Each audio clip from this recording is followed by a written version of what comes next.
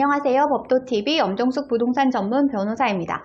오늘은 임대료 연체와 계약 갱신의 관계에 관한 내용입니다. 세입자 가운데는 임대료 연체에 관한 상식이 부족해 권리금 회수 시에 건물주와 갈등을 빚는 일이 종종 발생합니다.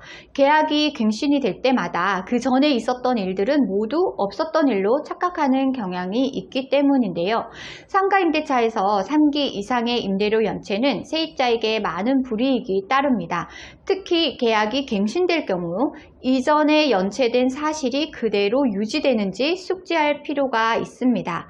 결론부터 말씀드리면 기존의 계약 기간 중에 임대료 연체 사실이 있다면 계약이 갱신되더라도 그 사실은 그대로 유지돼서 권리금 회수 시에는 불이익이 생깁니다. 법률 용어가 어려운 분들을 위해 용어 설명부터 하고 갈게요. 권리금이란 영업시설, 거래처, 신용 영업상 노하우, 위치에 따른 이점 등을 기준으로 비롯된 금전적 가치를 뜻합니다. 오늘 주제에 이어서 설명드립니다. 상가건물 임대차 보호법에는 세입자가 3기 이상의 임대료를 연체할 경우 권리금 보호가 되지 않는다고 규정하고 있습니다.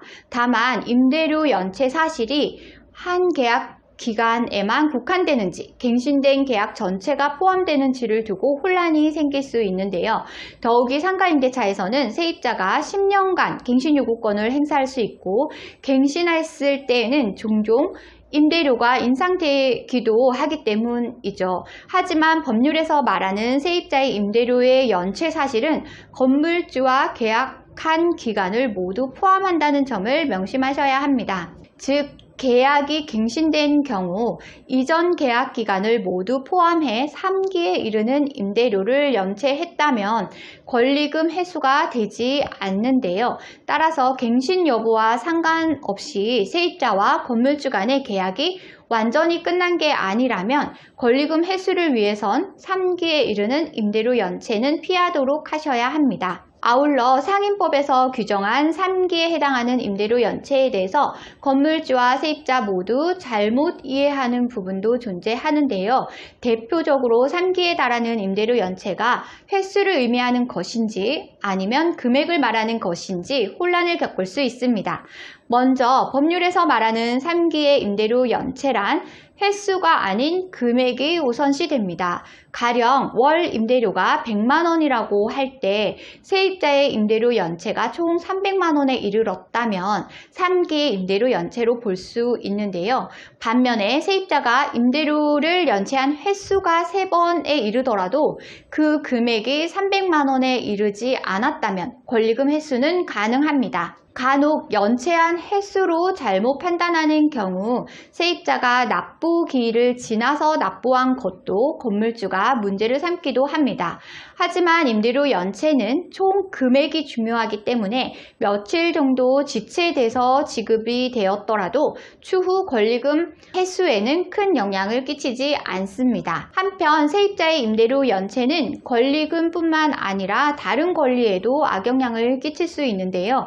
먼저 상가 세입자에게 권리금만큼 중요한 갱신요구권을 행사할 수도 없습니다. 상가임대차의 갱신요구권은 주택과 달리 건물주가 실거주를 주장할 수는 없기 때문에 정당한 사유가 없다면 10년간 보장해야 하는 강행 규정인데요. 하지만 세입자가 3기에 이르는 임대료를 연체했다면 권리금 회수와 더불어 갱신요구권도 행사할 수 없습니다. 무엇보다 세입자가 걱정해야 하는 가장 큰 문제는 따로 있는데요.